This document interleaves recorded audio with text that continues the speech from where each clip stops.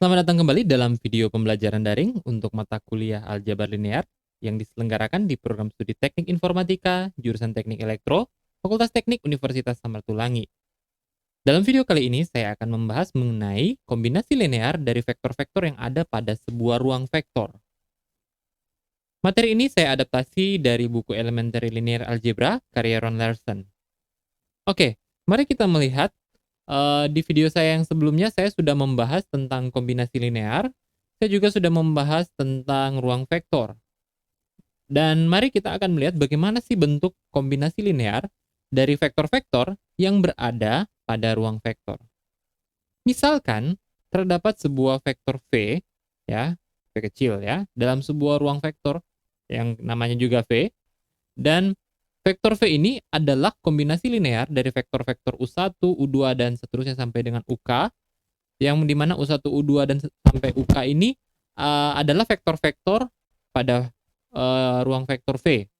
Dan vektor V dapat dituliskan dalam bentuk seperti yang ada di sini ya. Jadi kombinasi linear dengan skalar-skalar C1, C2, sampai dengan CK. Nah, bagaimana dengan vektor-vektor pada R3? Misalnya S adalah himpunan dari vektor-vektor V1, V2, dan V3 yang dan berarti ini lihat S ini merupakan uh, sebuah subhimpunan dari R3 ya. Nah, V1, V2, dan V3 adalah seperti ini. Oke. Dan sebelumnya saya perlu menjelaskan bahwa beda dengan video-video sebelumnya, kali ini juga kalian juga memperkenalkan ini adalah salah satu bentuk lain dalam menuliskan vektor. Ini disebut sebagai ordered set notation. Nah, perhatikan di sini V1 ini 131 ini merupakan sebuah kombinasi linear dari V2 dan V3 karena bisa kita lihat V1 itu adalah sama dengan 3 kali V2 tambah V3 ya. Jadi 012 dikali 3 kemudian ditambah dengan 1 0 negatif 5. Jadi hasilnya adalah 036 tambah 1 0 dan min 5 menghasilkan 131 sama dengan V1. Nah, pada sebuah himpunan matriks 2 kali 2 misalnya, himpunan S ini dengan elemen-elemen matriks-matriks 2 kali 2 seperti ini ya. Dan kalau kita mau lambangkan, maka matriks-matriks itu secara berurutan adalah V1, V2, V3, dan V4. Maka kita lihat di sini V1 itu bisa dituliskan sebagai kombinasi linear dari V2, V3, dan V4, di mana V1 adalah sama dengan V2 tambah 2V3 kurang V4. Seperti ini kita lakukan operasi penjumlahan dan perkalian matriks dengan skalar, dan hasilnya adalah seperti ini, 0821 sama seperti dengan V1. Nah, kalau tadi ya kita sudah melihat bagaimana kombinasi linearnya. Sekarang kembali kita lihat bagaimana sih cara menemukan sebuah kombinasi linear, atau lebih tepatnya kita akan melihat apakah sebuah vektor bisa dituliskan sebagai kombinasi linear dari vektor-vektor lainnya dalam sebuah ruang vektor atau dalam sebuah himpunan. Nah, misalnya sebuah himpunan S memiliki elemen-elemen seperti ini, V1 sama dengan 123, V2 sama dengan 012, dan V3 negatif 1, 0, 1. Apakah vektor ini, vektor-vektor dalam S ini, bisa kita buat sebuah kombinasi linear yang hasilnya adalah sama dengan vektor W, 1, 1, 1. Nah, untuk itu kita perlu menemukan terlebih dahulu skalar-skalar ya yang berhubungan dengan kombinasi linear tersebut.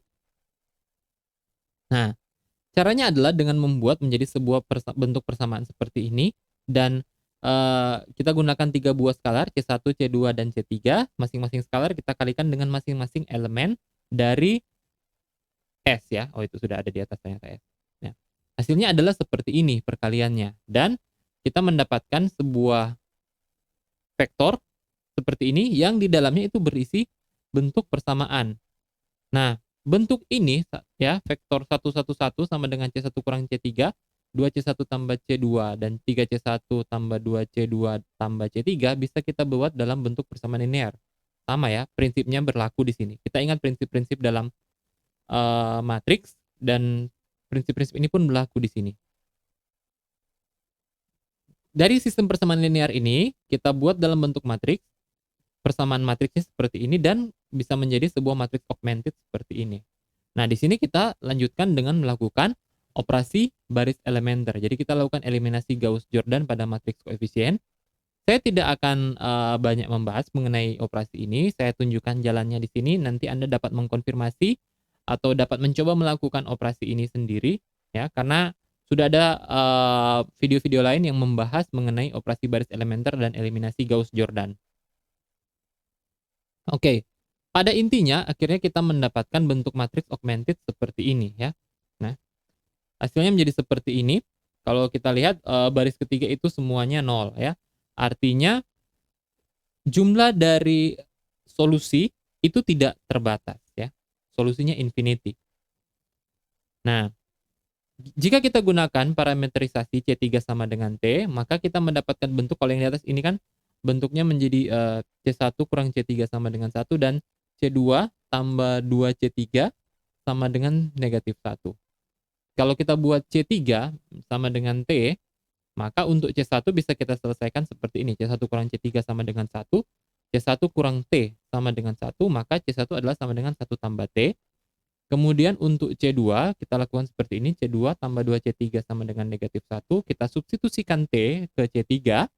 Dan kita dapatkan C2 adalah negatif 1 kurang 2T. Nah, kita dapatkan seperti ini, ya. C1, C2, dan C3 yang ada di atas. Kemudian kita bisa misalnya mengambil sembarang angka, ya, untuk mendapatkan salah satu saja kombinasi linear. Jadi mendapatkan salah satu kombinasi linear.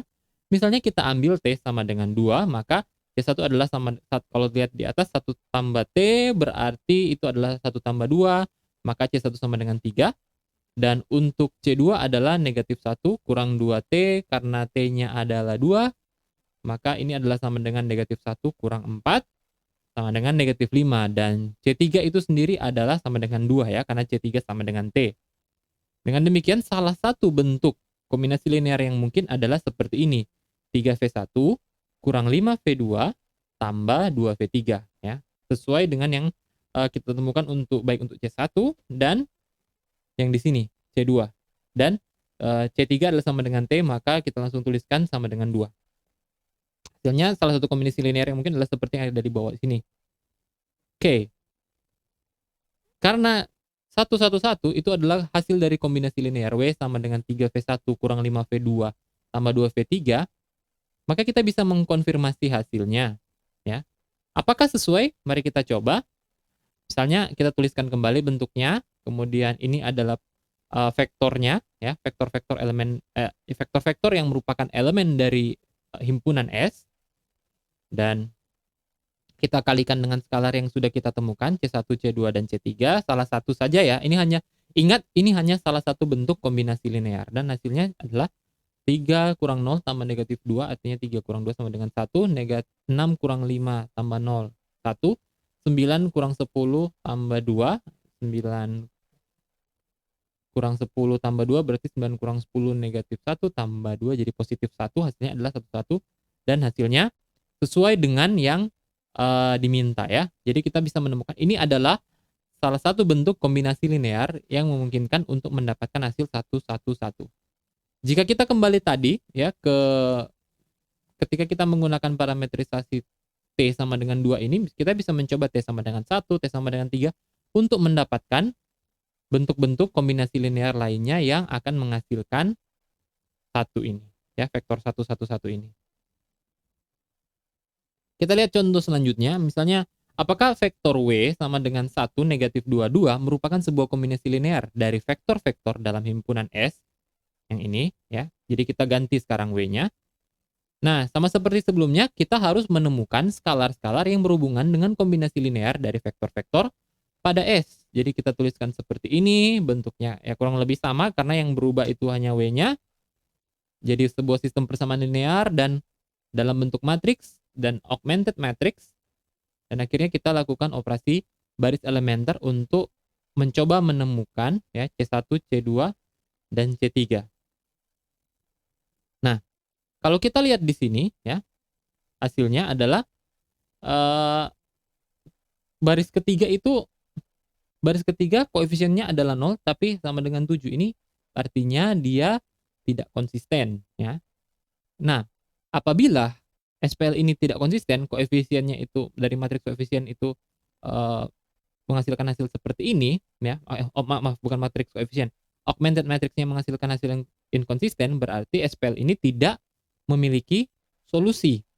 Dengan demikian, ya, vektor W sama dengan 1, negatif 2, dan 2 itu tidak bisa kita tuliskan dalam sebuah bentuk kombinasi linear dari vektor-vektor pada himpunan S. Jadi di sini kita sudah melihat dua contoh ya. Ada sebuah vektor, ada himpunan vektor, dan kita akan cari tahu bisakah si satu vektor ini dituliskan sebagai kombinasi linear dari vektor-vektor dalam sebuah himpunan. Ini kita gunakan himpunan S. Nah, prinsip ini akan kita gunakan dalam materi-materi selanjutnya yang akan saya bahas dalam video-video selanjutnya. Demikian dulu untuk video kali ini. Semoga video ini bermanfaat untuk Anda. Sampai jumpa di video saya yang selanjutnya. Terima kasih.